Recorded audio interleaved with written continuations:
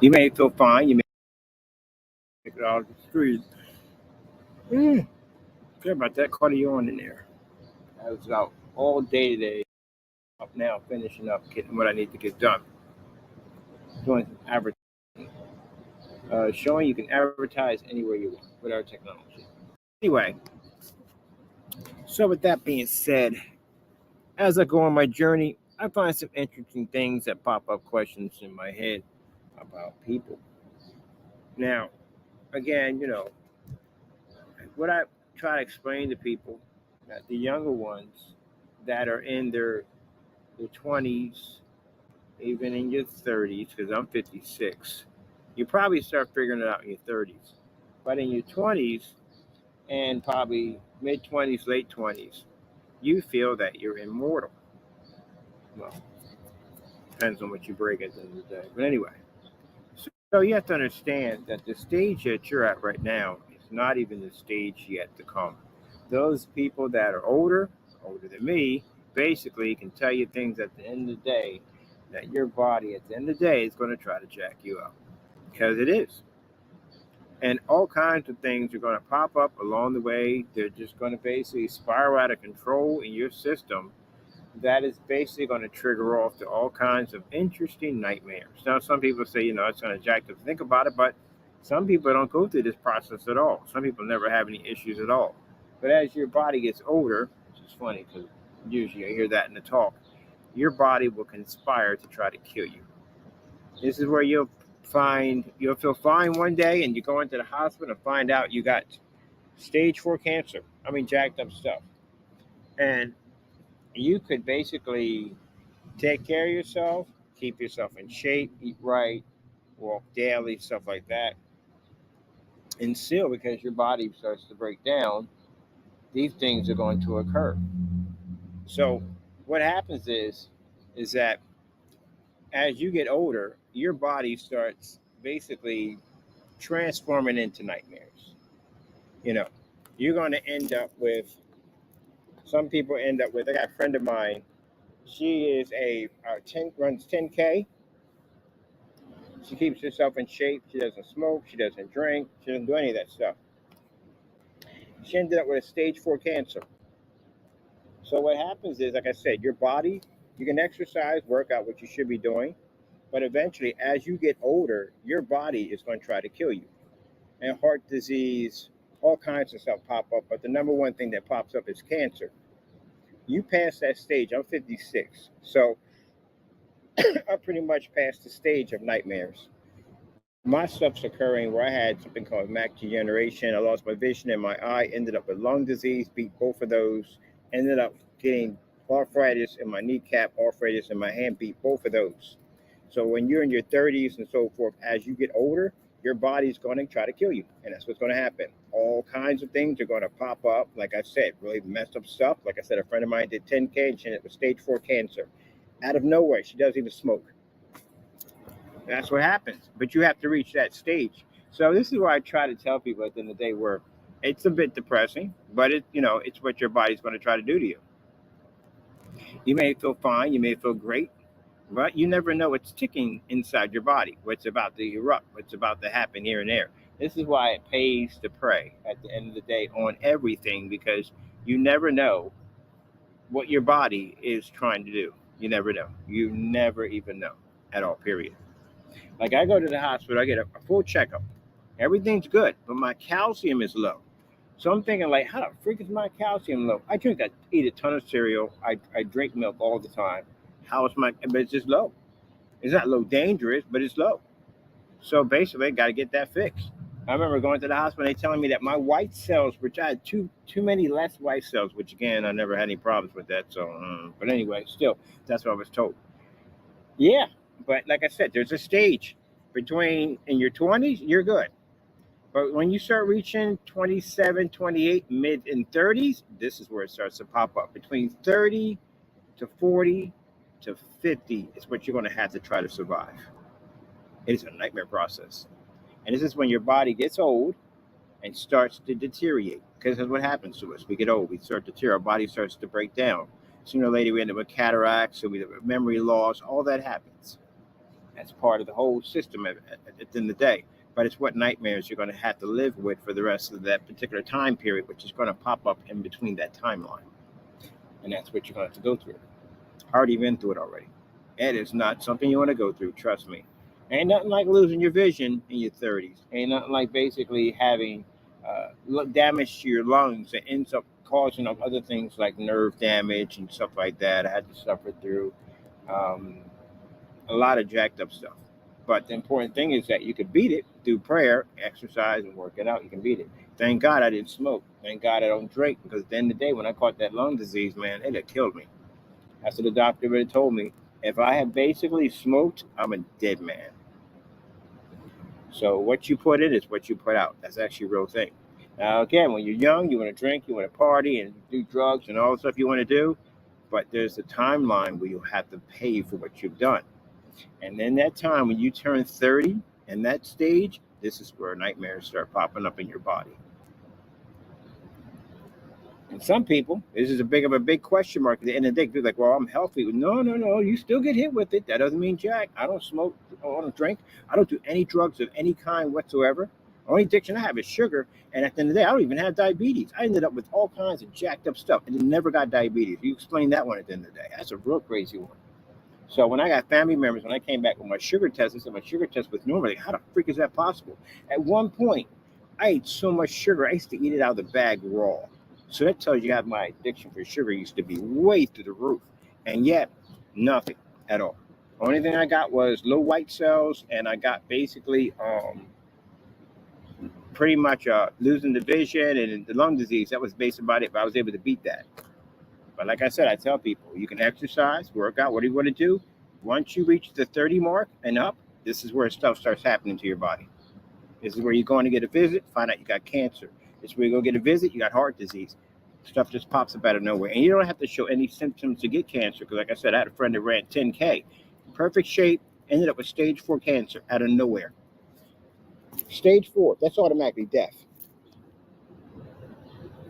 That's why you say you got to stay close to God. You never know when your body's going to decide to give up or just shut down.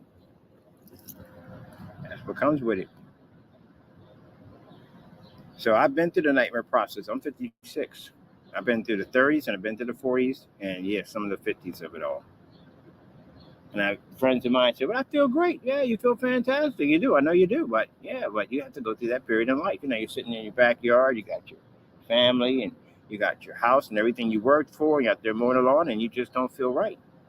Something just doesn't feel right. And you have to go to the hospital and get checked up. And unfortunately, you got this. Unfortunately, you got that. Unfortunately, you have this. Some people are lucky and they get something and they're able to live with it. Because there's some things you have to live with forever. All part of your body. But yeah, just let you know, 30s, 40s, and 50s, nightmare stages. This is where things start developing in your body out of nowhere. And your body's just this one big process with chemicals at the end of the day. Even your brain can have a chemical imbalance. Oh my goodness, that's another area you got to worry about at the end of the day too. The brain, anything go wrong with that at the end of the day, and things just don't work out anymore. That's why I pray, people. This is why I pray. Ended up with this weird bump near my eye. My goodness, man. Freaking caused all this pain, caused my eye to swell up. I'm thinking it's an allergic reaction or something. It's not. Pray on it. 2 days, gone. Had a problem with my ear on this side. Had this itching feeling in my ear, a lot of pain in my ear. Prayed on it. Use one of those home remedies. I don't like using medications and all that, so I don't be putting those toxic chemicals in your body because that stuff basically can screw up your liver. That's where that stuff sits at. Use that home remedy. Prayed on it. 2 days. I even bought. That's what the drops are for. The drops are for my ear. I never use them. I never had to open up the box. Never. That's why I said prayer is number one. Prayer is number one. You're still going to have to work out. If you don't work out, you speed up that process even faster, which means all those illnesses that are potentially will hit your body one way or another because you can't get around them, you have a better chance of survival if you're healthier. If you don't exercise, you don't take care of yourself, you shorten your timeline. You smoke, you shorten your timeline. You can drink, but I mean, if you drink it to the point where basically your stomach is basically exceeded past your belt, and pretty much you have liver issues and anything else, yeah, you definitely gonna have some problems. You ever seen what kidneys crash at the end of the day, what you would have to go through dialysis when they have to clean your blood? Do you have any idea how much of a nightmare that becomes? This is the stuff that's waiting for you. The cause and effect. The reason why I survived the majority of my stuff, one, prayer, and two, because I kept myself in shape. I don't eat correctly. That's one of the things I don't do. But then again, I work out a lot. But then again, I have periods. If I'm eating too many chips, I can go without chips for about a month. I'll just find something to substitute chips like that non-dairy milk. Oh man, I'm craving that right now. That non-dairy vanilla milk, man, the calories in it super low. And on top, it's non-dairy, it's plant-based. So there's no real stuff in there to make me gain any weight. Man, I could drink that stuff all freaking day. Man, I'm craving it right now. So that means at the end of the day, anything wanting hoagies or anything, I don't have the urge for any of that stuff. That's why I train myself to have fast food once a month. I can only have once a month. Majority of that stuff is going to be discipline. You're going to need that discipline and focus, or you're going to need prayer. But if you're already overweight, and people may get upset over this, hey, it's your life at the end of the day. You don't want to live past and make it to 40. Hey, that's just you. I saw that thing watched a thing called My 1,000-Pound Roommates, where these women equal to 1,000 pounds. If they one's 4 and one's 6, something like that. But anyway, they wanted to see this doctor. And the doctor was telling them how long they're going to live on this planet. This woman was told she's going to live to be 44 years old. She's already 40. Time has already started ticking for her. So what's going to trigger it? I know I just didn't see somebody on a scooter on the back of a bus. That's funny. But anyway, I don't know what happened. That's funny. But anyway, as I said before, I don't know what's going to cause it first. It could be the heart. That's another thing too that baffles me. People that are 600 pounds and their heart's still kicking, but yeah, you get somebody who freaking 120, 130 pounds, they want 10K, have a heart attack and die. Like, told you, life is funny that way. It really is. If you already been working out, watching your calories and all that stuff, then you're good at the end of the day. But if you haven't been working out, you've shortened your time of life on this earth. You never know when something's going to trigger off in your chest, or in your head, or in your brain, or have a stroke. You have a stroke and blood gets cut off in your brain, then that means your arms don't work, your legs don't work, your eyes don't work, anything, number of things, go speech, all that stuff is triggered to the brain. Yeah. I hate to say it, but we're the fattest country in the world. We are. We are the fattest country in the world because you can get massive portions of whatever you want, how much you want. I just saw an ambulance go by a few minutes ago having this conversation. Yeah. As much as you want. As much as you want. That's what happened to a couple of my foreign friends that came over and realized that our diets are different from their diet. They eat a lot of fish, vegetables, stuff like that. And come down here, we have fish and vegetables, but we got too much of the wrong stuff laying around for us to eat. And you eat a hamburger every day, you know what that would do? You eat fast food. If you eat freaking takeout every day, you know what that does to you? Dine and dash. Oh man, good gracious, man. I don't do dine and dash. I don't do any of that stuff at all. Period. It's nice to have, I guess, if you, what happened to people cooking stuff? I mean, when I grew up, everything we had was cooked. We didn't go out to McDonald's. The only time we went to McDonald's unless we did something special. That's the only time we went to McDonald's. Only time we really went out, they got something that you did something real special, like a birthday or something like that. But every freaking day, my mom cooked at the end of the day. She cooked everything. And now kids get an app on their phone and they go order food. And the parents don't push down on that at all, period. They watch all this freaking fast food being pushed in. The kids are eating it. They don't really go out. They don't work out. They don't exercise. They want to sit in the house and watch TikTok and be on their phone. That's why kids are big. There's no way in the world your child at 13 years old should weigh 100 pounds. How the freak are they 100 pounds at 13 years old? Man. Oh, well. That's pretty much it. It's kind of sad to see, isn't it? When I was a kid, it was this. You had 10 kids, one kid was fat. Now today, you got 2 or 3 of them out of the group are thin and the rest of them are all heavy.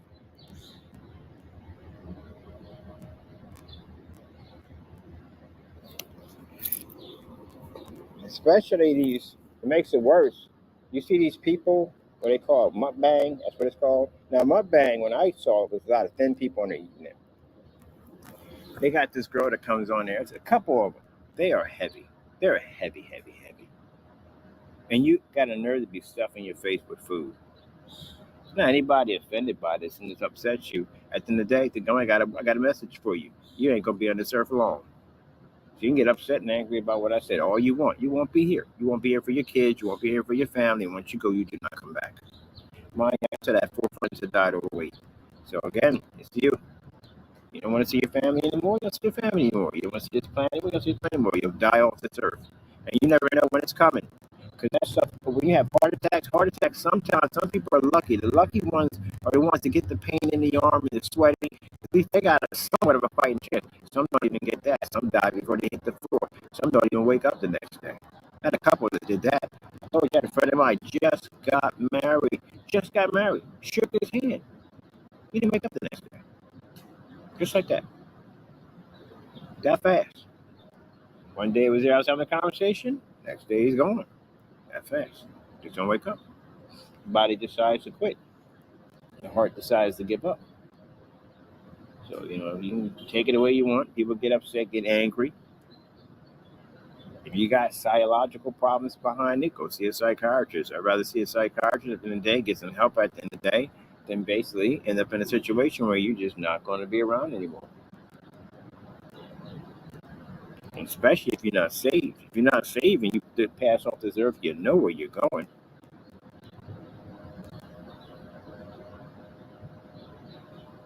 So you can sit there and say at the end of the day, well, you know what? I don't like how he talked to me because, I feel he shouldn't judge me. Ain't nobody judging you. The world judges you every single day. You step out the door, the world judges you. It wouldn't be just me only at the end of the day. Even your own family judges you at the end of the day. Because they don't know whether or not you're going to be around to see your kids or graduate, watch them grow up and have grandkids. They don't know. So they're judging whether how long you're going to be here. Even God judges you. You know gluttony. It's in the Bible. Gluttony is a sin. Overeating is a sin. All those people you see there stuffing their face to get, that's a sin. It comes with a price. The price of being overweight, heavy, the price of heart attacks, arthritis, all that nonsense comes with it. Diabetes, it all comes with it. It's part of a curse. You're not supposed to eat for the sake of eating. You're supposed to eat to fill yourself, and that's the end of it. You cut it off and move on. That's why they talk about the Roman Empire and how greedy they were. That they had these silver pots, and they would eat to a point where they were full. They would stick their fingers down their throat and throw up so they could basically empty their stomach so they can put more food in. How greedy does one have to be? But they were literally that greedy. See, that empire didn't last long, did it? No, it crumbled. But again, at the end of the day, like I said, you can get mad at me at the end of the day and say, hey, well, I won't buy from you. It doesn't make a difference. You don't understand where our technology comes from. You don't know you're more powerful than God. Can you go up to God and say, hey, I made a decision because I won't buy from him. I want you to stop blessing him, and I want you to cut off all his blessings. Do you have that power? You don't have that power, right? All right, then. Then that means you can't stop anything that the Lord has already set in stone for us. And what am I doing? It's not a Christian. What am I doing? It's a Christian. Because I'm warning you at the end of it. Am I calling you bad names?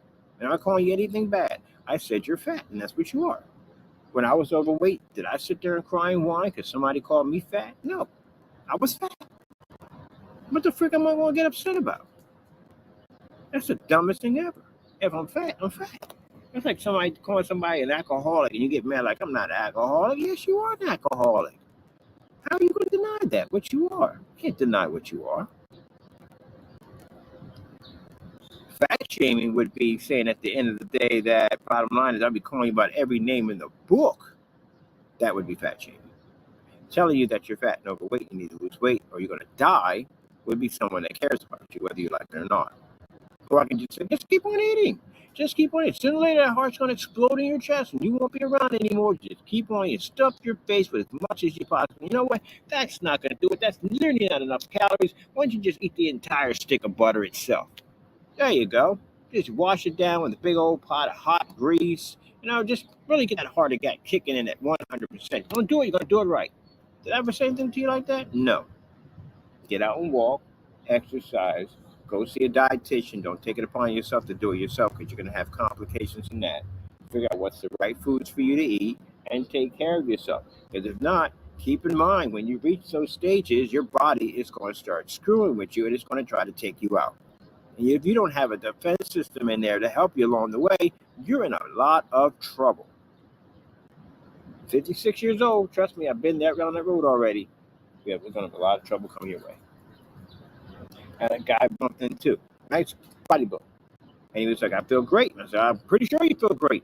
How old are you? I'm about 27 years old. Oh, there you go. 3 more years in, buddy. 3 more years in. I said, 3, what you mean? When you reach that 30 stage is where things start piling up on you. Now, hopefully you don't have any of these problems because you take care of yourself and you exercise well. But even a person who lifts weights and takes care of himself ends up with problems. It's just a part of life. It's your body breaking down. As you get older, you end up with cataracts, you end up with memory loss. All these things are going to pop up. Some people never get it, some people do. It's all part of the process. How is your body going to be when you're 70? How is your body going to be if you make it to 80? How is your body going to be when you reach 60? When you reach 50? There are people who die at 41. Stars that pass away at 41. People die at 41 years old. I'm 56. And I read in the paper about a guy dying at 41 years old. That's a shame. Pulmonary heart disease, all kinds of stuff pops up. Lung disease, heart disease, you name it, it pops up. Out of nowhere. Out of nowhere. I had 20/20 vision. How do you go from 20/20 vision to an eye disease? It's macular degeneration, whatever it's called. I ended up with that. I had to take eye drop steroids so I can see again. Now my vision is, I pray, put it in God's hands, my vision is 20/20 again.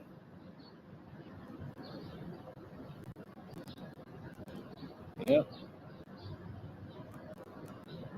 Those keyboard warriors out there, arthritis. Yep. Invest in one of those padding gels, all that stuff. Invest in that stuff.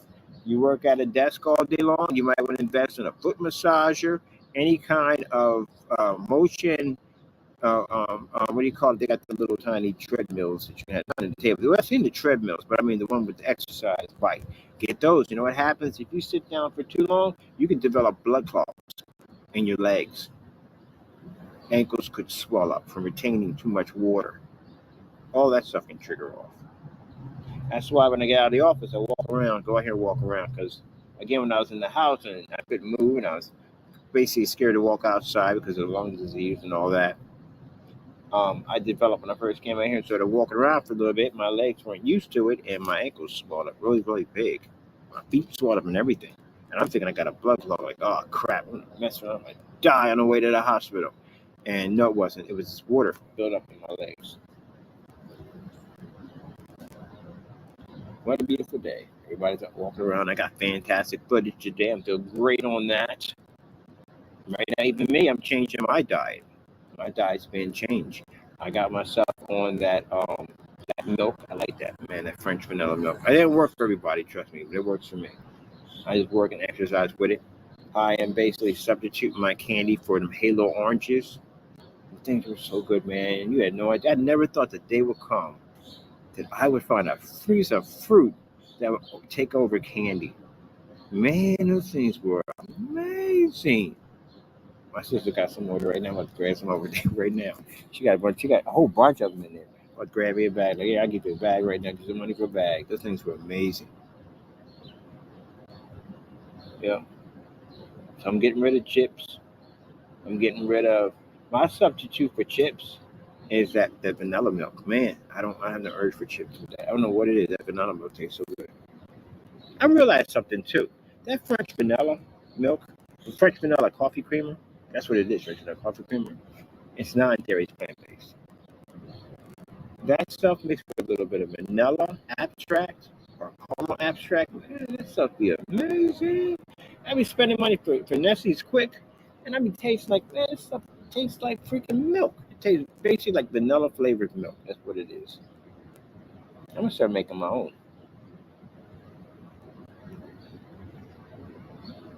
Yeah, I'm definitely doing that. And I'm going back to plant-based meat. I was much, much better when I was eating everything plant-based. People said I could tell the difference. I couldn't. I couldn't tell the difference between the plant-based freaking vegetables. I mean, not vegetables. The uh, that would be plant-based, by the way. Plant-based coffee creamer. Couldn't tell the difference. The cheese, I definitely couldn't tell. And none of the meats, I couldn't tell the difference. I literally can eat that. I'm not too happy about eating too much processed meat, especially when they're talking about cloning stuff at the end of the day. Well, I got my footage. I got a chat in there.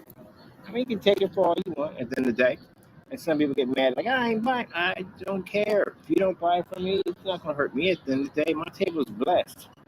I'm just telling you like it is. My table is blessed. You can't take nothing off my table.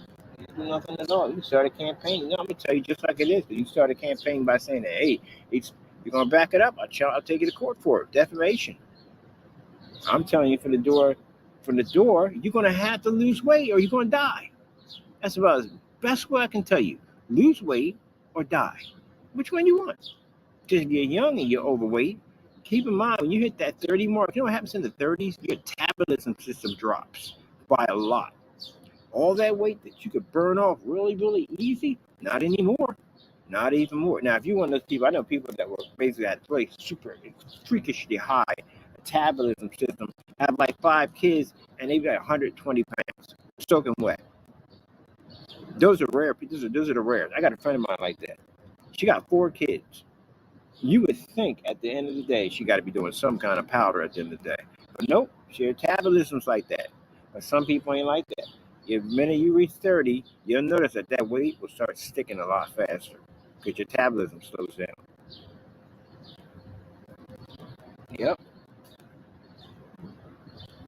I had a friend of mine. He was skinny as skinny can be. He said, "Man, I can't wait to gain weight. I can't wait to gain weight." He's young, about 17. I said, "Okay, wait till you reach freaking 30. It'll kick in."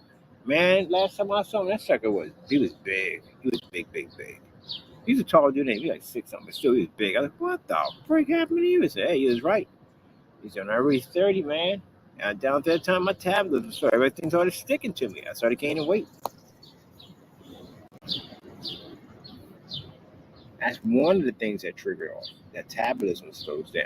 And once that slows down and the weight starts sticking to you, then it's hard to get the weight off because your body doesn't burn as fast as it used to.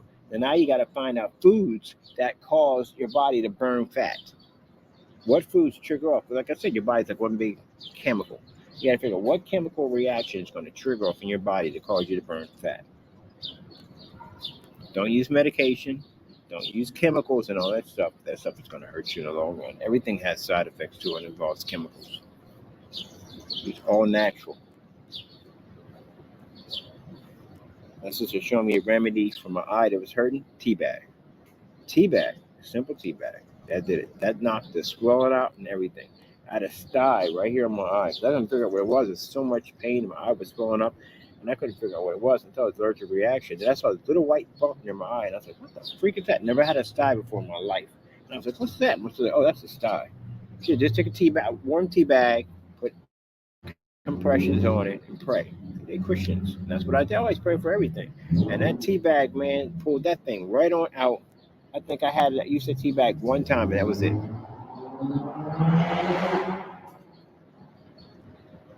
Yep. Then I had an incident with my ear. My ear was itching and burning for some reason. It was causing my jaw to hurt. And I'm like, man, she said, take a little tea bag, put it in there, and just hold it in there and pray. And guess what? I bought the eardrops. By the time the eardrops came here, the pain in my ears is gone. It just sits in my box. So it's the eye drops. The eye drops were for too. They were for my sty mine. They're like, no, can't get. Don't need it either. Same thing I told the doctor when I had the vision issue, and the doctor said, "Well, most people will end up with your stage of this particular disease ends up blind." And I was like, "Okay," because I know I serve it now. I serve God. I got my vision back. I got 20/20, and my hearing has improved by a lot, which is insane because you know, when one senses go, the other one actually heightens, and that's what happened. My hearing heightened up when I lost my vision, but it stayed that way. So I got really cool hearing. Not better than my cat, but I got cool hearing. Oh, it's a beautiful day in the neighborhood. That's a bird right there. Hey, bird meet bird. Bird meet bird. Beautiful day in the neighborhood. Whoever did these sculptures all through Allentown. I find them at the park. I find them everywhere.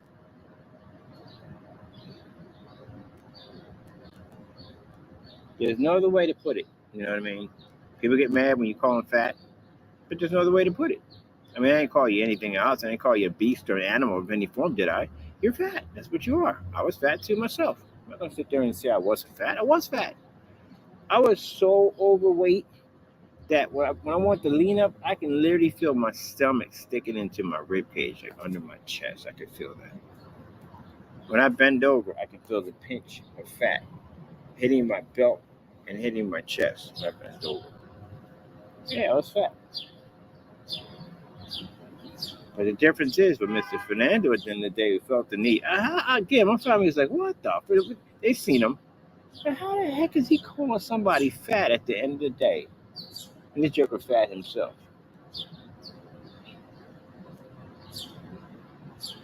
Did you see me take any pictures? I could take tons of pictures of you, man. Blow it all out of proportion. Put you on the beach with your face on it, next to a whale, all that stuff. I can have a ball with that. I don't do that kind of stuff. You know why? I'm a grown man. I ain't got time for that nonsense at the end of the day. That's what you do at the end of the day. You made that statement I was in a doghouse. All this stuff backfired, didn't you? You're in a kind of a doghouse right now. Mind you, you got to be careful what you do. You curse yourself. You know, you curse yourself and then you do stuff like that. So, how am I cursing myself by calling him fat? He's fat. There's no doubt about it. He's fat. He's not skinny. He's not big bone. He's not muscular built. He's fat. That's all to it. Just like I was. I was fat. So, with that being said, if you got offended by that, then you're a bit of you're a woman at the end of the day. Because it is what it is. You are fat. And you got to lose the weight. If you don't lose the weight, your body will kill you. And it could be in your sleep, which means you're not guaranteed to wake up the next day. My chances of waking up the next day are higher than yours. So you can't get offended over that. Ugh. Matter of fact, I want to go back to lifting right now. Get me some couple of push-ups in. I'm about to go hit their spot at their house right now. They got new equipment coming. They got new equipment. You just showing. Got new equipment coming in. I'm definitely gonna take advantage of that. And the power twist bar, which is one of my other favorite ones I like to use.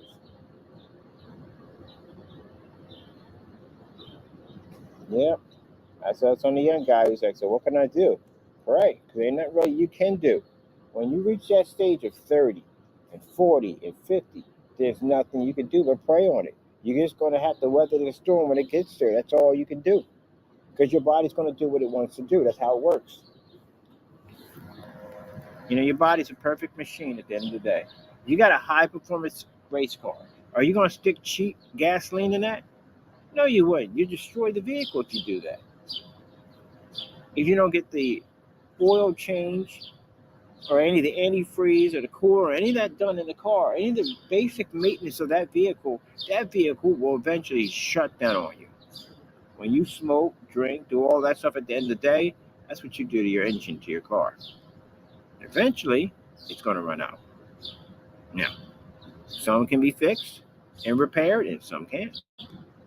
Some will be with your vehicle for a very long time until it decides to shut down on you and it doesn't work anymore.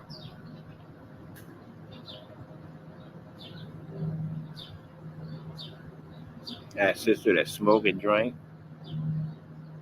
did what she wanted to do, and she had a stroke. She was very lucky. She had a mild stroke. And she hit the ground, and she couldn't move. And her daughter had to call 911 for the paramedics to come get her. She was overweight, she smoked, and she drank. That's her body telling her at the end of the day, I just gave you a mild stroke this time. The next time, go all in, and you're not going to be able to move your legs next time. And she got it together. She got herself, when she got out of the hospital, and she got herself together, she went and saw a dietitian. She went on a strict diet. She got herself a treadmill, and she stopped smoking.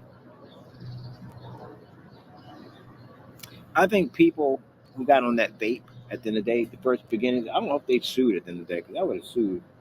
Because if you're going to tell me that the next best thing is, gee whiz, that's kind of jacked up. There's a conspiracy behind that basically vape is involving with tobacco companies at the end of the day, and they figured out a way basically to get to quit cigarettes. It's like out of the fireplace and into the fire. Literally, they advise you, they got a solution to keep you from smoking cigarettes, but they're gonna get you on something that has more nicotine than cigarettes itself, which is vape. And people sit there and go, "Oh no, but vape is good. Vape is good. Vape is dangerous. Vape is super, super dangerous." Consider the fact that how many times somebody takes a puff from a cigarette to how many times you hit vape to your mouth. You put that vape container to your mouth more times than a person smokes off a cigarette. Unless they're a chain smoker at the end of the day, they're just going pack to pack to pack. But just calculate how many times puffs it takes to kill off a cigarette compared to how many times you put a vape system to your mouth over and over again.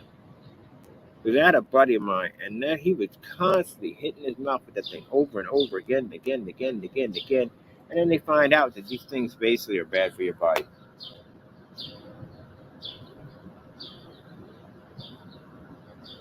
And some people are saying, well, I don't see any harm in them at all. Take it from a person who suffered from about 4 years of very, very serious lung damage. You want that stuff at the end of the day? Feel like you're breathing through a freaking straw all day long? You could barely get up and walk to the kitchen because you don't have enough air or oxygen to get from A to B. Massive headaches because there's not enough oxygen going to your brain. You feel like you're about to pass out, about to black out every 5 minutes. The anxieties that come with that are freaking unbelievably nightmarish. That every time you have one little complication, you feel like you're about to suffocate and die. And you go through that freaking hell every freaking second of a day. You want to go through that nonsense? And that's just the easy part. That's not the nightmare parts of it all. Waking up in the middle of your sleep and gasping for air. Can't breathe. Sometimes the inhalers don't react fast enough. You got to hit it again. And then the reaction from the inhalers, they make your heart rate speed up. So now you're dealing with the fact that you can't breathe and your heart rate speeding up at the exact same time. You know what freaking craziness that is? There you go. And then once you surpass all that craziness, you go through that hell for 4 years, you will carry inhalers on you 24/7. You know why? Because now you got the psychological damage that came with it. So now you carry inhalers, even though you don't need them, even though you walk and you exercise every freaking day, you will always be reminded of the hell you had to go through for 4 freaking years, and you will carry those inhalers on you every single day without pause. Got mine on me right now. Don't even need them. I carry these with me everywhere I go. In fear that I might not be able to breathe. So, you want to be overweight? You don't want to take care of yourself? That's what's going to happen to you. Got to exercise every day and take care of yourself. That's how it works. Got the fools out. Yeah, I hear you. Yeah, you have to. Every freaking day. Just got little kiddie pools up for the kids. That's cool.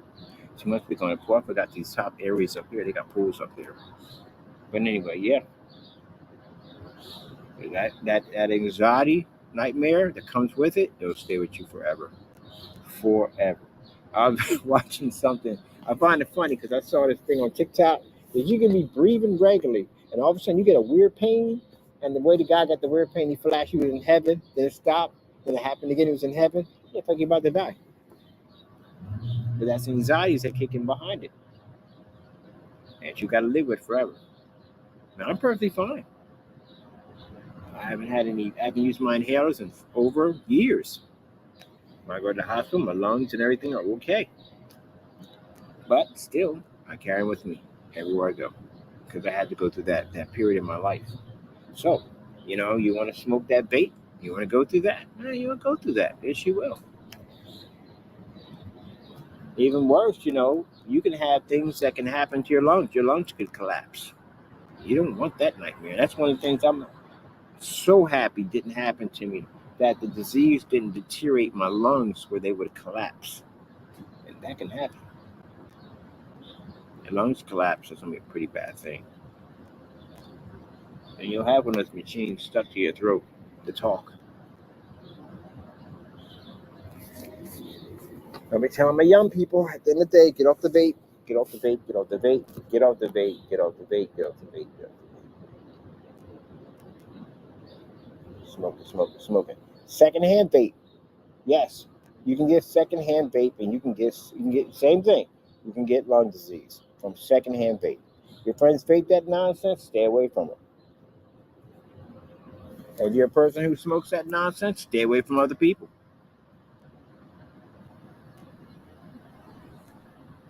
They don't allow you to vape indoors anymore. That's why. If you can't vape indoors anymore and they treat you the same way a pack of cigarettes does, that should tell you right there vape is bad for you. But you get people make excuses like, no, it's not that bad, it's not that bad, not that bad. And then every time worse it gets, I had the people on the porch on where I was at the garage. Just about all of them vaped. And I go out there and say, man, you're going to kill yourselves, man. You're going to end up with these lung disease and everything else. Like, yeah, I'm trying to quit. But they just being smoking. I stay far away from them because I ain't trying to get jacked up. I already went down that road before. I ain't trying to experience it again. Smoking. Then you start hearing the coughing. That coughing sound you're hearing, yeah, that's a bad sign. If you're coughing after you vape or between your vaping, that's a bad sign that your lungs are already being irritating already by that vape. You're going to start developing these notes in your chest, little balls like that big that develop infection. That's what it is. An infection causes inflammatory kind of burning in your chest. But not only that, it builds up mucus in your mouth, and that's what you're choking up. You're spitting up. That's the first stage that you're developing lung disease. So if you're already got that coughing, the harder the cough, the more irritated those notes and the more larger they become. That means you start scarring tissue in your chest. This is when it gets bad. And can they clear it up? Yeah, they put you on something called, it's still scarring, will still be there. And irritation will still be there. But you notice certain things will trigger you off, like perfume, stuff like that. That'll be irritating. Like, I don't have that problem anymore, but when I first started, yeah, milk irritates it because milk builds up a lot of mucus in your chest. It makes it feel like you got an elephant sitting on your chest, like you're having a heart attack. A lot of pressure on your chest from milk and dairy products. But anything like perfume, cigarettes, cleaning products, aerosols, perfume, all that stuff are triggered off. You have all kinds of problems after that. But yeah, if you started coughing already and you have the hard coughs, you better go see a lung doctor quick. If you feel this like pain in your chest, like a little itch, every time you touch it, it causes you to cough. That means right there you got one of those notes in your chest. Inflammatory notes. That right there in your chest, and you can feel it when you move it back and forth with your finger to cause your throat to itch and you're irritated. You'll start coughing. And if you're spitting up stuff while you're coughing, then yeah, then you're in a bad stage right there. You need to get that looked at. Also, too, once you get that, you know what affects it too? Weather. Once you get a bad stage of it, weather will trigger you off. If it's fog outside, you can't breathe. If it rains outside, you can't breathe. If it's snowing outside, you can't breathe because that cold weather hits your chest and your chest locks up.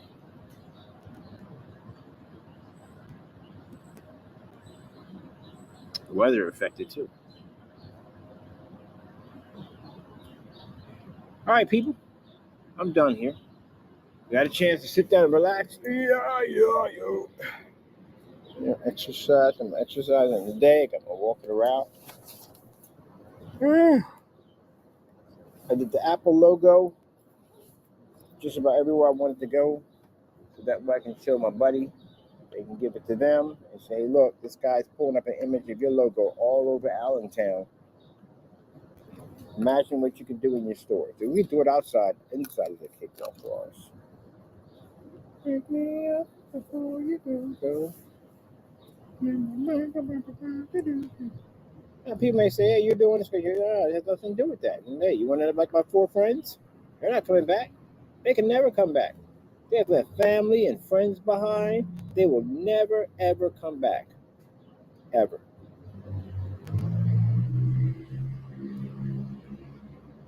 You end up just like them. Very easy. I sent that to a couple people that I seen eating that food like that, for views. You're sitting up there stuffing your face. You're already big already. And you're stuffing your face with all these fatty, greasy foods. And because you want views? And she had a nerve to send me back some freaking link. Some kind of short video of her counting her money, of how much money she making off of it. And you can't take that money with you, princess. When the time comes and you pass off this earth and you die, you won't be taking any with you. Other people will be spending that money. You won't be here long enough to enjoy it. I'm coming in 400 pounds and you stuffing your face with Five Guys and all this fatty, greasy food for views at the end of the day. You will not be around. You know, it's always that one day when you say, I feel fine, is when it happens. And like I said, my buddy got up in the morning, kissed his wife, played with his kids, got into his car, drove to the dealership, went into the little break room. I guess he had a little coffee or whatever went on in there. And the minute he opened the door, he died. He was dead before he hit the floor. There's no way to bring a paramedic in to give him any form of life support or any kind of defibrillator. He didn't get a chance for any of that. He was dead before he hit the floor. See, it tells you you're going to go. You're definitely going to go. You're definitely going to have a heart attack. You're definitely going to go. But it doesn't tell you how you're going to go, how the heart's going to take you out. Some people are lucky to go in their sleep. Some people suffer a little bit. They sit there in the hospital bed and they think everything is okay and they clear it, and boom, just like that, gone. It doesn't tell you when or how it's going to go there. No? The part I don't understand is people go through that dramatic weight loss and lose everything and still have a heart attack and die. It's because the body's stressed from losing the weight. That's crazy. You know. But anyway. Let me see. Vibrate. That's another thing that scared me too. When I was down on the scale, and I was 290 pounds, I was like, oh heck no. And I said, man, so what's it going to be at the end of the day? So is it going to be that you're going to keep me on this prednisone, because the prednisone is supposed to keep me alive because of lung disease, but the prednisone is killing me, and I've had lung disease. I got nothing worse than being overweight and have a lung disease at the exact same time. Yeah, that's a fantastic way to go. No. One gotta go. So I said, forget it. I'm going back to working out. Because then I started getting that whole exception nonsense, bro. I'm 50-something years old. I'm supposed to be this weight. This is the way it's supposed to be. I was accepted. Man, forget that nonsense, man. When I went in there and I was explaining to the doctor, that's what frustrated me. The doctor says, well, you got to be on it. Yeah, but you want me to be on it, but at the end of the day, you want to keep upping my doses. I keep eating more, keep getting heavy. I'm at 290 pounds. How do we fix that nonsense at the end of the day? But you're going to keep telling me I got to keep taking this medication. No, forget you. Forget you. I've been back to the doctor since. I walked right out of there, took that medicine, threw it right in the trash. Went home, took everything of my all that fatty foods and cookies and all that stuff, threw all that stuff in the trash. Went back and ordered my watermelon, my grapes, a lot of bottled water, stuff like that I used to eat, and I went through my sacrifice field. I had to give it up. I had to tell myself, no, you ain't having an issue, you ain't getting this, you ain't ordering that. We'll get right back to where it was. Went and got myself some equipment, started lifting my weights again, bit by bit, slowly, because again, like I said, the lungs and all, and bit by bit, I was able to get myself right back to where I was at. Yep. Now I'm going to see the doctors. When I said, so you know you had lung disease. Yo, I had lung disease. I don't even have it anymore. What do you see in there? It says nothing. There's no activity. No activity. None at all. That's right. Me and the Lord beat the daylights out of that lung disease. I sat there and listened to the doctors all day. I've been sitting there taking that prednisone all day. I'd have been 400, 500 pounds. They're going, Mr. Byrd, I think you need to lose weight. Okay. I went back and saw that doctor, the first one to diagnose me with that stuff in the day.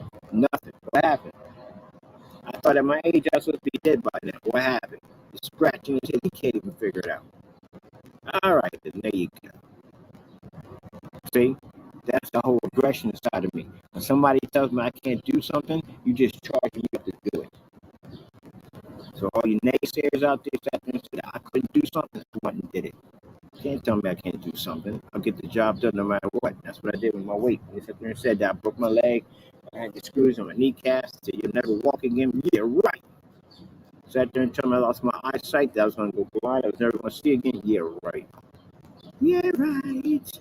What else you got? What else you got? Mr. Byrd, your blood levels are too low, and you got too many white cells. Blah blah blah. Yeah, right. You tell me that 15 years ago. What else you got? I'm going to take care of everything. What we got today? What are we kicking today? Oh, mother freaking Jerry's, because we didn't start it. This ain't supposed to start automatically. Why are we down there for that? We're supposed to do it automatically. All right, whatever. We got to be around some more. We going to hit 10,000. I would have got more than that. I was all the way down the other end and back up. Because it didn't start. This is supposed to start automatically. Automatically. Yeah, because Friday I hit 11,000. All right, I'm done. I'm going to go enjoy. I got some videos to do inside, and that's it. Oh man. I want some oranges. I hope they get back. Let me get some oranges. So I got everything. I'm happy. Got good footage. Oh, sorry about that, people. I got the good footage. I'm good to go. Yep, you got to take care of yourselves, man. Got to take care of yourselves. And on the other hand, I'm changing my diet altogether. I'm getting rid of all the chips. I don't want that no more. Get rid of eating candy. Get rid of that. Is anything changed in my body to make me want to do it? No, I just want to do it. I got to find other alternatives to eating the same junk every day. Even though I work out all the time and I can eat it, that's my whole method. I can work out 7 days a week. I work out 3 times a day. I eat whatever freak I want, except for the fast food. I can't have that. I'm going to have that once a month.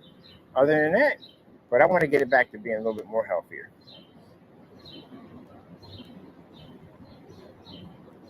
Because there's other things that can occur in your body if you don't eat right. Other things that can occur. All right, people. Hope you're enjoying your Sunday. People got offended by me saying the fat word. It is what it is. I was fat myself. You got offended if somebody called me fat? No, I'm fat. What I get upset about that for? Went and worked and got rid of the weight. That's what I did. Worked hard and got rid of it. So if I ain't fat, I was fat. I was fat. Now, I can't be that jerk that came on there and started crying about he's a Karen. He is definitely a 100% Karen. Got up there and started crying about, oh, he fat shamed me. Oh my goodness, man. Such a freaking pansy. You're a pansy, man. I'm not talking about facing the dumb stuff you do. You're a pansy. You're a little pansy. You get there and call people the dirty things, and somebody call you, say you're fat because you are. I could have called you a number of things at the end of the day. I didn't choose to call you that. And you got a nerve to sit there and cry and whine on YouTube when people feel sorry for you. Newsflash, you are fat. Jamie Fernando Gonzalez, you're fat. You're fat, you're fat, you are fat. Do you understand me? You don't lose your weight that day, you are definitely going to die of a heart attack. You don't understand that part right there. You're sitting there stuffing your face with all that food at the end of the day. You need to grab yourself a salad and start eating that at the end of the day. That's what you need to do. Don't get mad at me, you are fat. I'm going to call you sandwich, you might call you big bone, you are not big bone, please.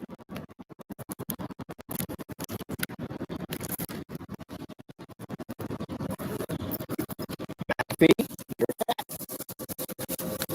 Williams, you are fat.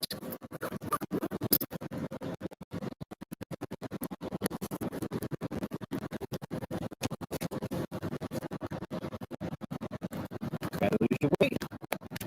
Gotta lose your weight.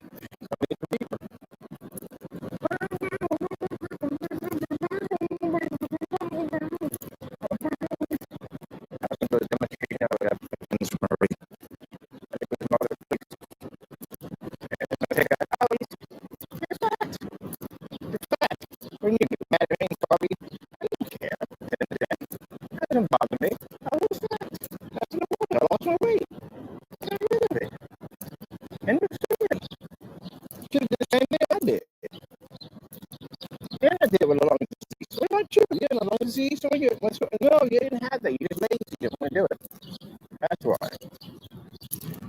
Gentlemen, and the age that you're at right now, it can be a matter of time, it can be a matter of seconds, it can be next month. You're going to live some heart attack. And those pair of the kids and don't go for it. Or I can just sit there and keel over and sit in the paddy wagon. I'm paddy with the ambulance. Why do people end up in the ambulance? They start making decisions about changing their lives. When you're out here, whatever you want, and abusing yourself, you don't think about it. But the minute you get that lasting truck, everything changes. Your whole train of thought starts changing. You're thinking about eating better and taking care of yourself and getting closer to God. Yep. All that changes in that truck. Can you imagine how many promises went on in that truck that are probably weren't even that?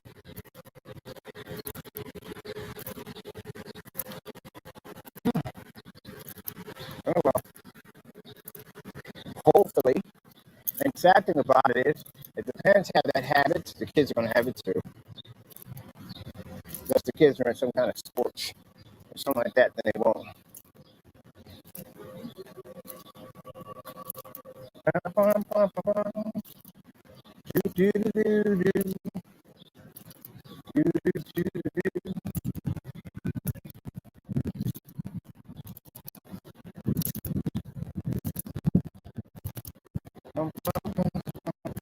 Mr. Williams killed me. Then David Stephen said he wanted his daughter got who said he got? He got a pass. You didn't get a pass. Oh, heck no. No, I don't know what kind of doctor you got in the day. Your doctor did not give you no pass. Well, I bet he told you that your cholesterol levels too high, your sugar levels are too high. I bet she told you that you got to lose weight. And no doctor in his right mind will look at that picture and say that you're in good shape. And you need to get rid of that e-bike. That e-bike, that's crippling you. Boy, that's true. You don't need to be worried about that right now. That's the last thing you worry about right now. You have the bigger problems than that. But other than that, still, if you're going to call yourself calling people to lose weight, you need to start doing more walking.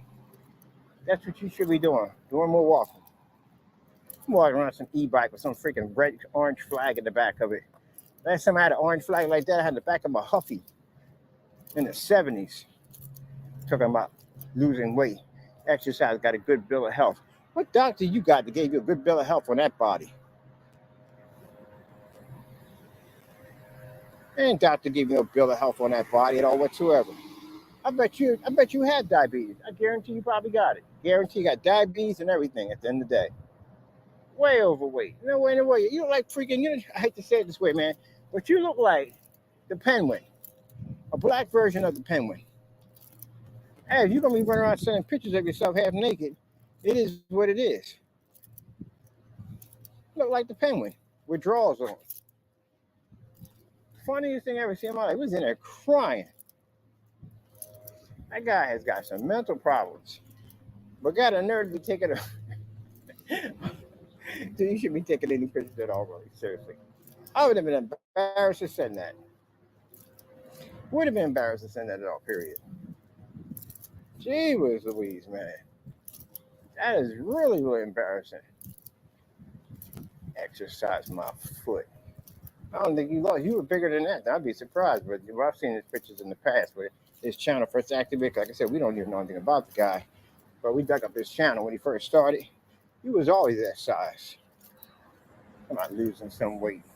Doctor gave me a bill of health. You can't even see your shoes right now. Man, I say one thing. If we ever did a survival trip, he'd be the first one to go. I thought Fernando would be the first one to go. Fernando at least got a fighting chance. You'd be the first one to go. Ain't no e-bikes out there.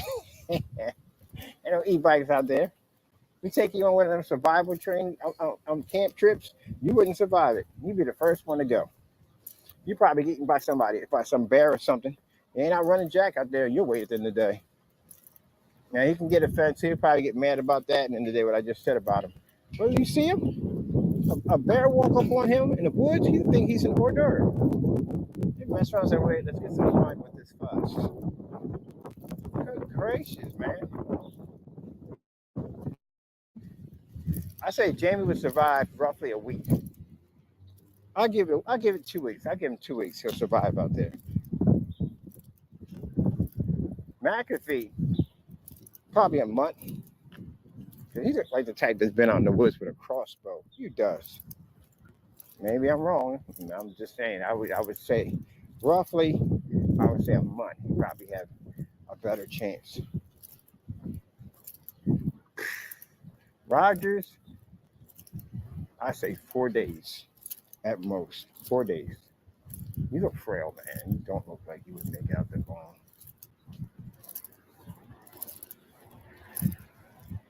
Oh man, it's just hilarious to think about it sometimes. Sent me that picture. I was like, man, you just got problems, man. Actually said, well, you got bigger problems than that. Because that guy for the funeral home being blamed for, he could have easily blamed that someone could have said that was him sending out those pictures.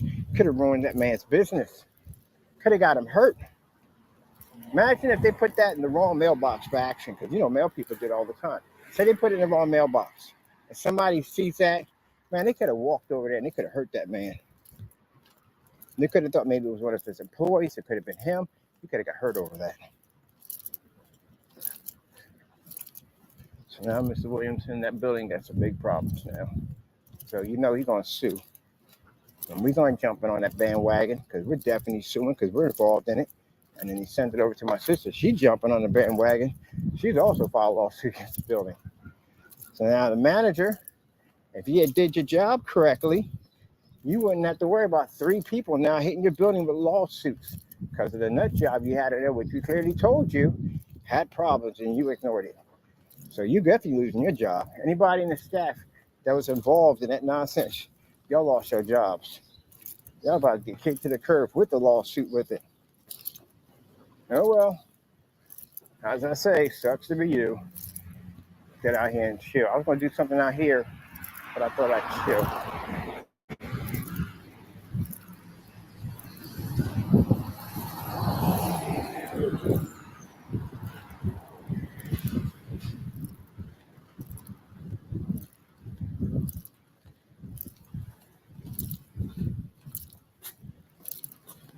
You look stupid. You want your dogs chase squirrels. Dumb thing you could do. Not all squirrels at the end of the day, or what you call healthy. Some dogs at the end of the day, squirrels in the day have rabies. That's what you have to worry about.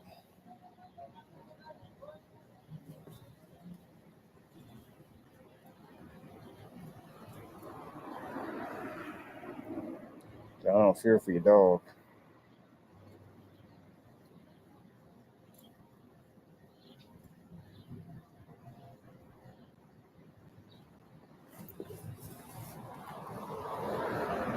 Guy sitting there right now with his dog right there on the leash. I carry mine. I got mine on me right now. Just in case for something like this.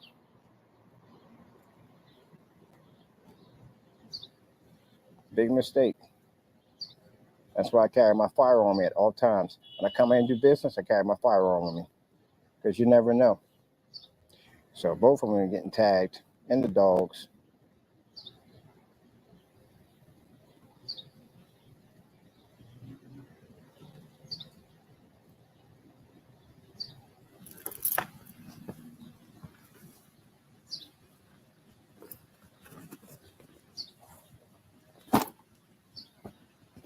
Man, you better turn around. You better turn around and go the other way.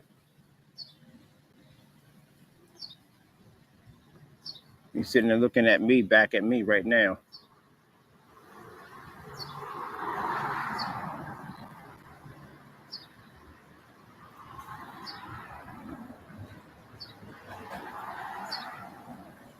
Don't play that game at the end of the day. That game will get you hurt, definitely. Will get you hurt. Don't play that game. I seen they walked over there. I don't know what they had with them. I seen they walked over there with the hell chair. That don't mean jack. That dog come off the leash. I'm pulling that gun. I gotta do what I gotta do.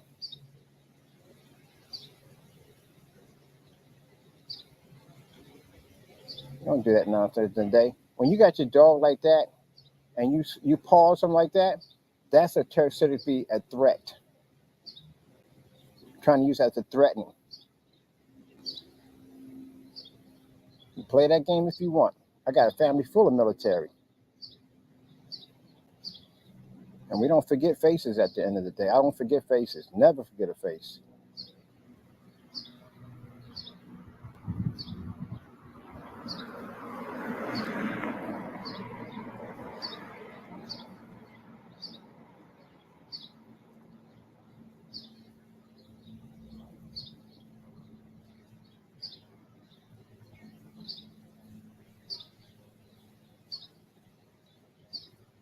Yeah, that intimidating nonsense. I don't appreciate that. If you're going to have a dog, and I mean, you walk your dog, that's basically about it. But you want to pose like you're trying to be a threat to your animal at the end of the day, that's going to get you hurt. Because sooner or later, you're going to be walking without your dog, you're going to get you sooner or later. You're either going to get you with your dog or they're going to get you without the dog. But you put yourself in danger like that. You don't know who's connected to what, who got ties to what. You don't do that kind of nonsense.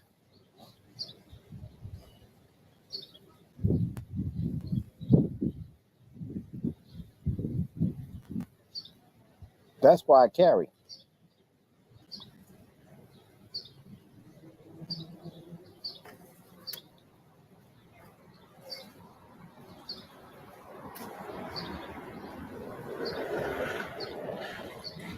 Yeah, better get them.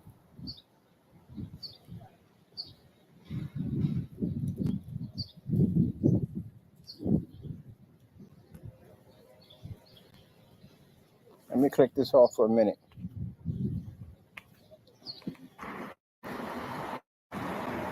All right, we back. Some things I can't say on camera. I had to take the camera off because some things I can't say it that day. But yeah, you ain't doing that intimidating nonsense. Take the camera off because some things I can't say it that day. But yeah, you ain't doing that intimidating nonsense with that dog like that. I seen when the dog and it was pointing at the woman over there trying to be intimidating. You don't know who connected to what at the end of the day. You got to be careful about that kind of stuff. You can't be going around doing stuff like that. I got people in ties all up and down, up in Allentown, up in this place down here. You gonna be doing that kind of nonsense? When my people roll up on you, you better take that someplace else. Got the wrong person.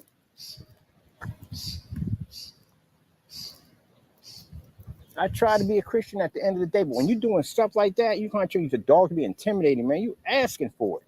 Now I ain't gonna never forget his face. I ain't gonna never forget her face. That's why you gotta be careful how you treat people. That's why I had my hand in my bag the whole time. I got my piece on me. I got my piece on me because you never know. Like I said, you're gonna run into something. Somebody gonna try to do something. That's why I'm licensed to carry. We're not playing them games at the end of the day. I don't care if your dog's a family member or not. I carry my gun on me. I'm licensed.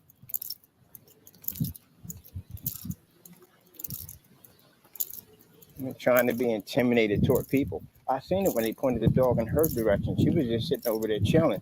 And the way she had the dog pointing in her direction, that was disrespectful. Yeah, come over here and point that dog in my direction, see what happens.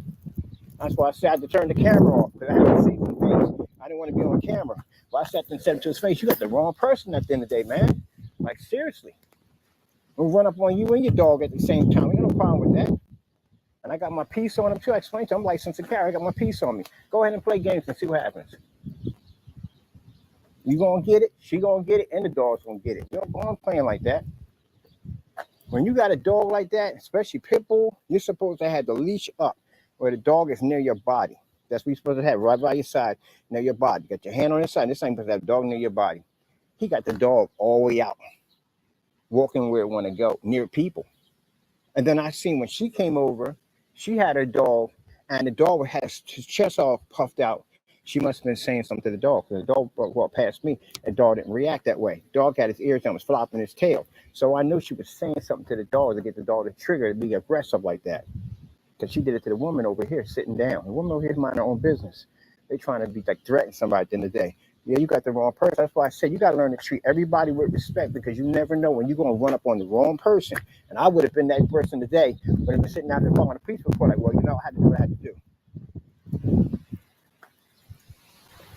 Now I'm going to see that joke again, watch without his dog. We're going to have a nice little conversation. about him and his dog. I don't care if he got his dog with him. We're going to have a nice little conversation with him.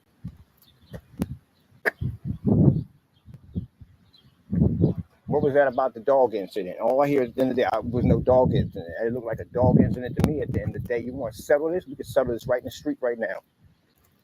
I hate to be this way at the end of the day, people. I don't like that mess. I don't like it when you use an animal to intimidate people because you have an animal. I hate that at the end of the day. He's lucky. I got to go home and pray about this. If I catch this joke out in the street, I'm going to beat him down. I'm going to beat the daylights out of him. I don't appreciate that nonsense. I don't appreciate that. You don't do that to people at the end of the day. That's a woman over there. A woman over there. And that woman had her dog. The way the dog is puffed. Oh, man. I better not catch either one of them. I better never see their faces up in this area again. You can take it any way you want online. And they want to try to walk the dog over toward me with the leash. I said, you better wrap that thing up. You and your dog gonna both get it. No, we don't play that. Now I gotta calm down. I don't appreciate that. I don't like that. A woman over there minding her own business, and I seen that dog when he popped his chest up. She was saying something to the dog to get it to react that way. Now they bullying her with the dogs. Now say that nonsense. Bring that nonsense over here. That's why I have my hand in the bag the whole entire time. I'm looking right at the owner. Go ahead. So go ahead. Get him off the leash. I'll pop you and your dog. Can't be doing stuff like that. Using dogs as intimidation. Boy, I swear I catch that joker alone, man. Well, I'm gonna catch him. Always catch him. Always bumping the people. And that's why I gotta pray. It takes everything I got, man. I go in the house to pray to try to get this out of me, get this out of my system right now. I want to knock him out. Can't stand that nonsense. Using animals. It's a shame about the animal, because that's how pit bulls get a bad rap to begin with. That's how them dogs get a bad rap to begin with. Owners, and they both white, they both Caucasians. They weren't even black. Put that out there. To intimidate somebody like that. To be smart in the day. I'm definitely hoping I'm bumping him anytime today. I'm definitely want some words with him. Me and him definitely gonna have a little talk. Go on and raise your hand if you want to see what happens. I was talking to him. He didn't want to talk then. He was walking away with the dog. Oh, you ain't got no heart now. You're going to intimidate a woman over there. When it comes to another man, you don't got no heart now, even with your punk dog.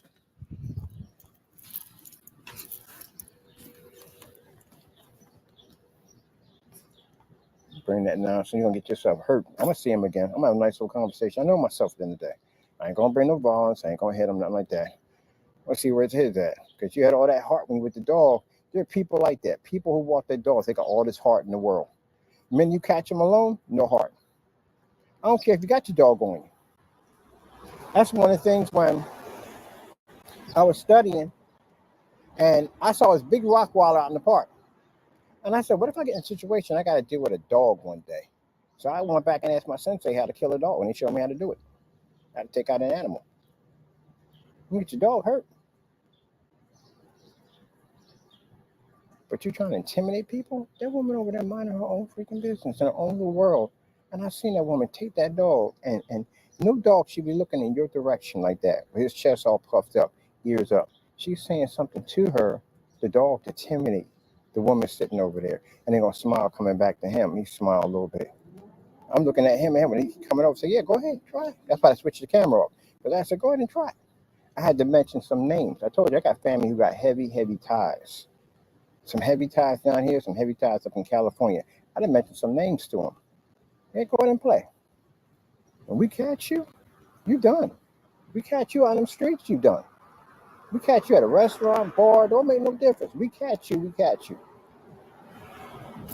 I got family members that'll run up in the church and come get you. They don't care. You asking for that kind of pain at the end of the day, and you can't sit by your house, you can't go anywhere because you got somebody coming to get you. You don't want that kind of nonsense. You won't be walking your dogs no more. So that won't be happening. You want that kind of trouble in your life? You can easily put that in your life. That can easily be brought into your life.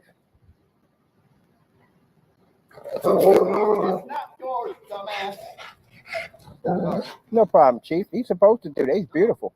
Now, see, that's different. He's walking the dog, and the dog is protecting the owner. I ain't got no problem with that.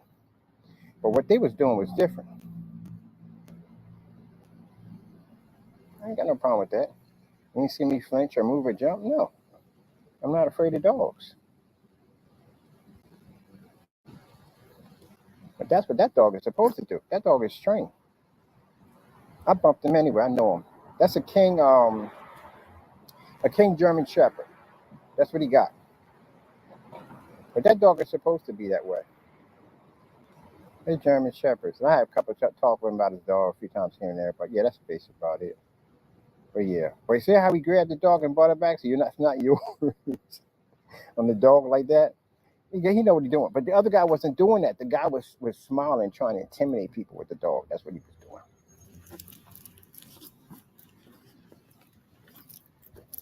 That's what he was doing at the end of the day. So, I've already talked to this guy already. I've had a conversation with him already. So, hold on.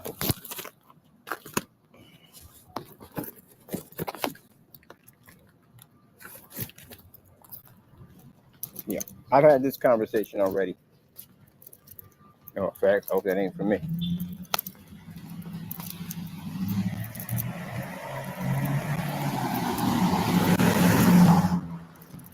King German Shepherd. That's what he got. The King German Shepherds. Because I looked at his dog, I said, your dog is bigger than the average German Shepherd. What is it? And he said, it's King. I was like, shoot. Where you get them from? I had to look it up online. Yeah, it's a King German Shepherd. They're big too. But his is really nice, because usually the ones I've seen weren't that aggressive. He had that one trained. But if this dog is willing to attack anything like that, you got to have a muzzle on it. Because he runs the risk of that dog probably hitting a kid or something. And he really going to have some problems then. Am I still on here? Am I basically, my battery dying? I don't know. Let me see. I don't know. I can't see it.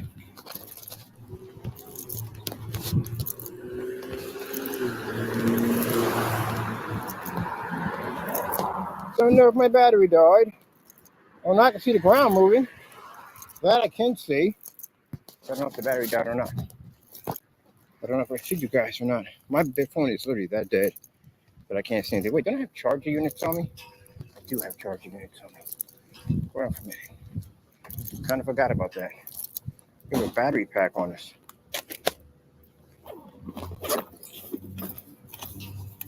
There we go.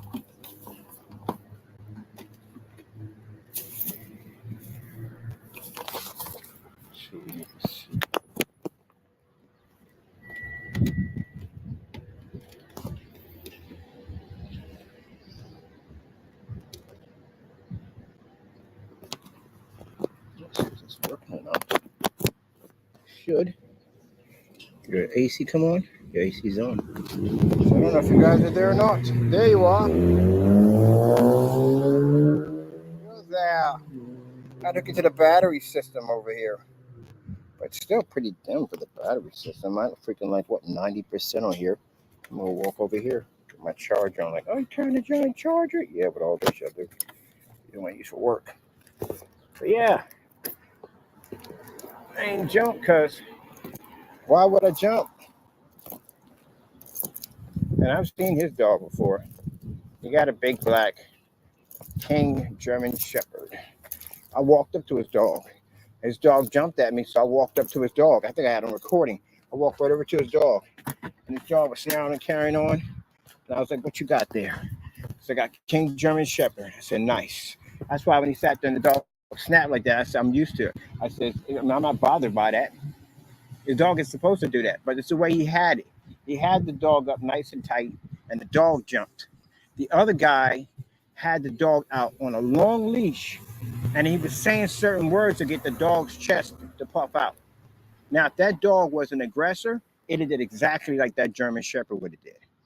So that German Shepherd just jumped out like that, it'd have been, that's how I know if your dog's an aggressor or not. The dogs are not aggressor. They're using the dog to intimidate people, but the dog's not showing any aggression. When you see a pit bull puff his chest or ears out, if he don't lunge toward you or try to make the attempt to lunge toward you, he ain't game. At the end of the day, he not. If the dog was a real killer at the end of the day, a real killer pit bull, you can't have pit bulls around other pit bulls. If you got a 1% pit bull that's game like that, that is designed to take out other dogs, especially if they fighters like that, you can't have any dogs around them. Especially alpha males can't be around any of the dogs but themselves. That's it. So right there from the door, them two pit bulls side by side would have started fighting right from the door. They're territorial. All dogs are territorial. So the fact they were able to have those dogs play back and forth, and I watched them when they turned the corner. I'm watching them. One went this way, one went that way. So basically, they're not even family dogs at that. So they definitely would have fought each other. But what she was doing was she was saying something, and the dog's chest was puffing out to get the dog to intimidate the woman. There was a woman sitting there. She had nothing to do with them. I thought she was with the group with them, and they were all walking. She was just sitting down. No, she was just sitting out there smoking a cigarette, just relaxing. And she felt the need to try to intimidate her dog. You're going to have your dog with the leash. Your leash is all the way over here by the tree. Are you kidding me? And that person's sitting right over here, and you're saying key words to get the dog to puff up like that? And then he's sitting there with his dog, walking around with the leash. Well, I thought he had the dog with the leash at first, walking around trying to make his dog think it's tough. So that's why I took the camera off. I took the camera off. I explained to him at the end of the day what I'm about, what my family's all about. And if there's an issue, we can catch you. That's all to it. And I mean by catch you, I mean by the term by, if you know by streetwise, I'll catch you on sight. If you know what catch you on sight means, anywhere you're on site that I see you, we're going to catch you. You walk into a church, we come get you. You at the hospital, we come get you. You in front of there picking up your kids, we come get you. That's what on site means when somebody tells you that. And you're going to have to keep your head on a swivel from now on. But if you're doing that kind of stuff at the end of the day, I'm going to let you know my credentials, what I'm about, what I can do to you at the end of the day, and we leave it at that. You want to make the jump, make the jump. That's all to it. And they didn't want to make the jump. That's why he smiled. Yeah, because your dogs weren't about that life at the end of the day. You was trying to make them about that life. I raised pit bulls. I grew up in North Philadelphia before. I know about pit bulls. I used to raise them. So I know brutal dogs when I see them. Now, that German Shepherd, on the other hand, that dog is brutal. Because I knew the minute when the dog turned the corner, he jumped toward me. I was like, yeah, you got a good one right there. You got a good one. That man's protected at the end of the day. He got a really good German Shepherd. He got a good one. But the other people, yeah, right. And people that walk up and take your dog from you. That's why I had a buddy of mine. He had a dog called Pete. Pete was a big, big pit bull. But Pete wasn't aggressive yet. I guess he wasn't coming out. Something was going wrong. But the dog couldn't even defend himself. And Pete was a beautiful pit bull. He's a pit bull. He had the black spot over his eye. Like Pete. Like from the Little Rascals. That's how I got the name Petey. So when I had Tigger was an alpha male. Tigger was aggressive like the German Shepherd, because Tigger was, I think, German Shepherd, Rottweiler, and Pit Bull mixed. He was a mixed breed. He was a big dog, 180 pounds, but he looked more German Shepherd, but he had the body of a pit. He was a strange looking dog, but he had a long gator. He had a 3-inch, about not 3-inch, about a 2-inch fang line, about a good sized fang line, but he had a 150-pound lock. He was power at the end of the day, and he was an aggressor. He wasn't afraid of anybody. Heck, that dog would have killed anybody. He was one of those dogs at the end of the day. If I was in there having a heart attack, they would shoot him to get to me. They'd have to. I couldn't have a girlfriend, can't have kids. Tigger kill anybody. Don't make a difference who it was. It could be my mother. It could be anybody to kill him. He was that type of dog. I couldn't have a life with him. I loved him. He was my dog, my first one at the end, my first aggressor. Would I ever get an alpha male again? Never, ever again. Will I ever get an alpha male? Never. You get an alpha male, that is your life. That is your life forever. Until that dog dies, that is your life. It's not forever, but your life. You can't have a girlfriend. You can't have anything, because if you're living together, you're going to have that dog in a separate compartment, because he will kill her. You have a real alpha male. Some people have an alpha male, that he's an alpha male, so on, so on. So, but your girl's petting them, and other people are petting them. You ain't got no alpha male at all.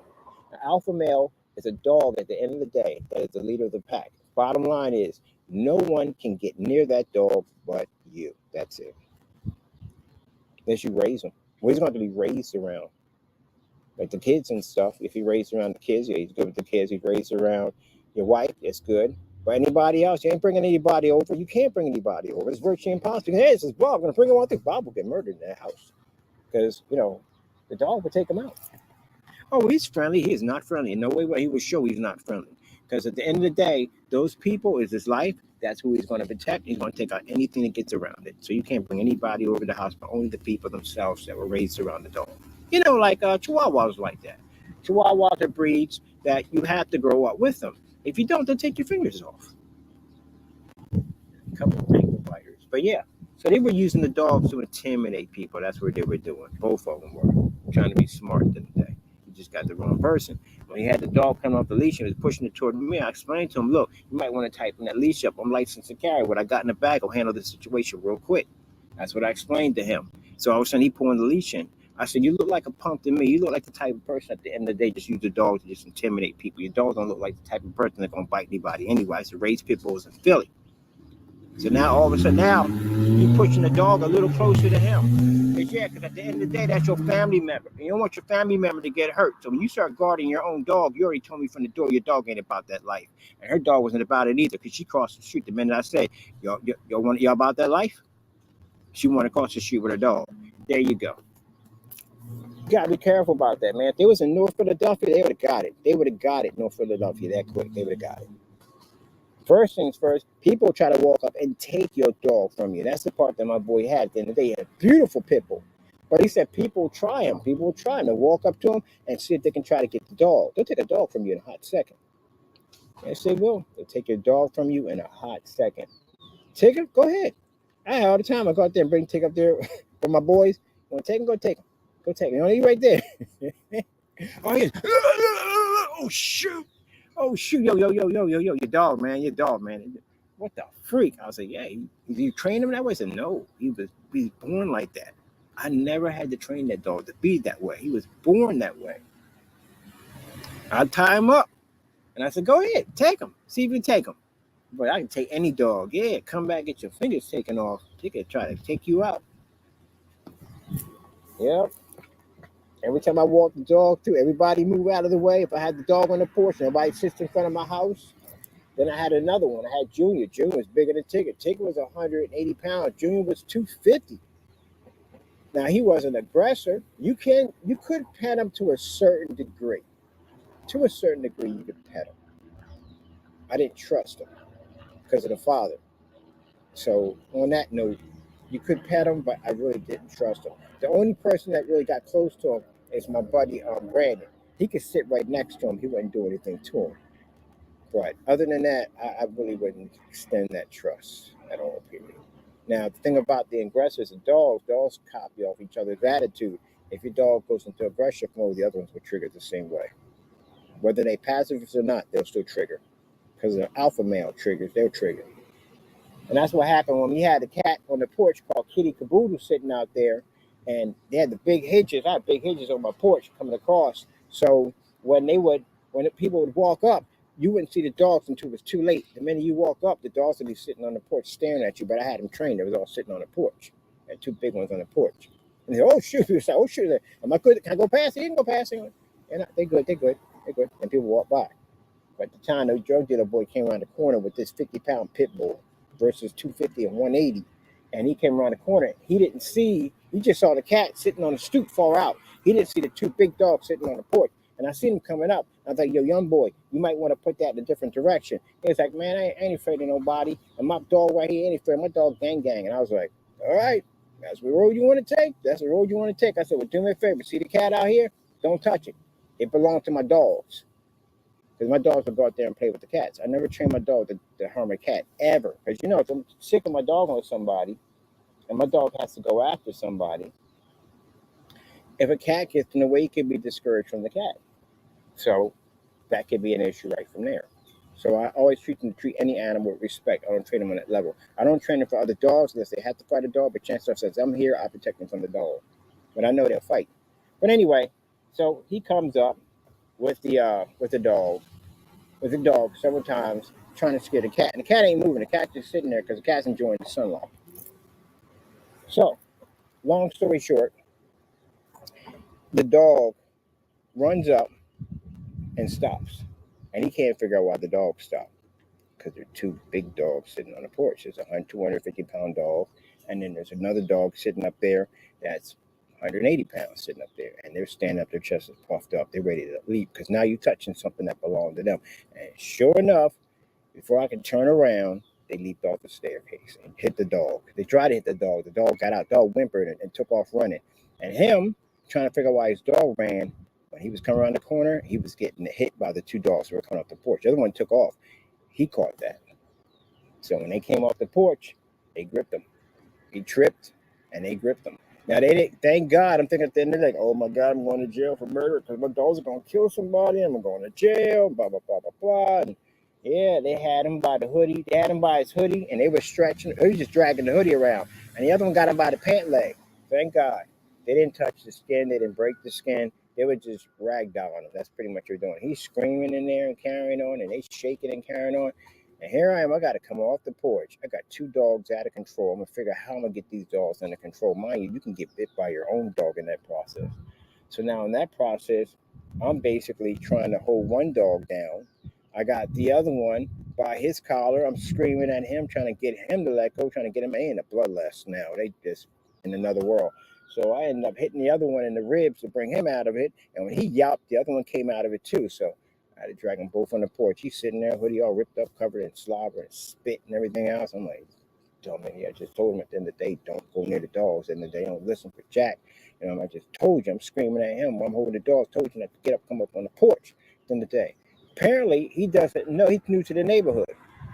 Everybody in the neighborhood knows my dogs.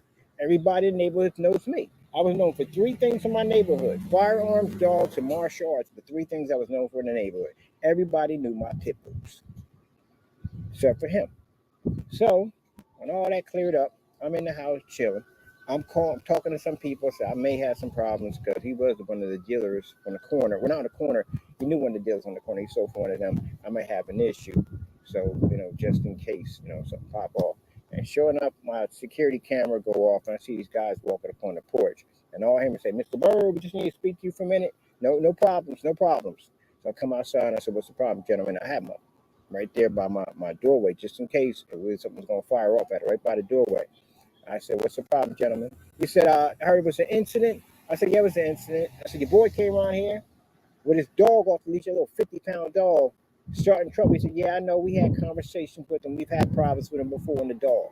See what I mean? At the end of the day, people think that everybody in the hood is all about this, that, and the other. We do communicate. We do talk to each other. We do. He said, "Okay, I'll be a problem again, Mr. Byrd." I said, "I'll see you later." I said, "I'll see you later." And he walked the street. That was the end of it. He wasn't allowed in the neighborhood no more. He got banned from the neighborhood by them. That was the end of it. That's all. Because when I walk my dog through, I don't basically take my dog off the leash. I don't intimidate. I don't bother nobody in the neighborhood. When you do stuff like that, you walk through the neighborhood, you never know whose kids are out there that are connected to who. That could come back to you. I treat everybody in the neighborhood with respect. I bring out those dogs that I'm going back and forth to do my rounds. And when I bring out the big fluffy one, I got a big old fluffy one the kids like. I call him Hugo. I bring him out so the kids can play with him, have fun with him. Hugo loves kids. So that's the one I bring out for them. So they know that's how I do. I let them know that this one is not the one you play with. This one is the only one you can play with. When you see him on the porch, you can talk to him. These two, and I got them chained up on the porch anyway, especially if I'm out there on chains. These two, don't go near them. So that's pretty much it. The one thing that scared me about Tigger doesn't bark when he come after you. You don't make a sound. You don't bark. That's what frightened me about Tigger sometimes. He just reach out and jump on you. That's it. There'll be no bark, no warning, nothing at all. He don't give you a threatening look like he's going to puff up his chest. He just jump on you. That's what the thing about Tigger. I do got two dogs out there right now. What's it, dog day? More dogs. What have we got on the porch today? I think we got Doberman Pinscher. Oh, it's his dog. Doberman Pinscher and Boxer. That's what it looks like to me. That's what he got. Yeah, he got Pinscher and Boxer. We over here charging our battery on the charge. All right, people. Well, I'm out. I'm done. I got to go and upload my videos. And then later on, we'll be out with the big screen at the end of the day. And this is the reason why 101, why Mr. Byrd carries when he's out walking around. You never know what kind of, even in Allentown, people do dumb stuff. That's the dumbest thing I've ever seen right there. Most dumbest thing I've ever seen at the end of the day. Now, why? You got a dog, especially pit bull at all dogs, would you have the leash all the way over here? Now, if you're in the park and you're walking around, that's a different story. But if there's a pedestrian or anyone nearby, you are never supposed to have that leash that far out. Imagine if that guy walking, that German Shepherd, had that leash that far out. That dog would have jumped on me. I'd have jumped on him and his dog. See, there'd have been a problem right there. See? And he knows what that dog's capable of doing. That's why he had him by his side when he brought him around. The dog pulled out from him and jumped at me. So that's that. Did I get a charge even out of this? No charge. Put it back in charge.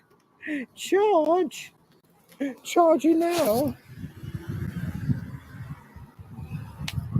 And like I said, oh, he lost his temper. I'm a Christian at the end of the day. I told you I'm a Christian. But at the end of the day, I'm a human. Just like everybody else. Just like everybody else. The only difference is that I go in and I pray about it and put it in God's hands so I can release myself from the devil on this nonsense. If I didn't, I'll make a phone call right now, and that's it. I made one phone call. My people say, look, I had a situation in the park. I got the whole thing on recording. We was recording the whole thing. Whole thing on recording. What just happened to me out in the park. That's it. That's the end of it. So it's a lot of things you naysayers did to me that I can make a phone call. I don't do that nonsense in there. I got to answer to God for everything. So who I go to with this nonsense, I'll go before Jesus and I pray to him. That's what I go to. That's what I'm going to right now. Never came out of the video. Ha, ha, ha, ha. Here we go. I never came out of the video. Ha, ha, ha, ha. Here we go.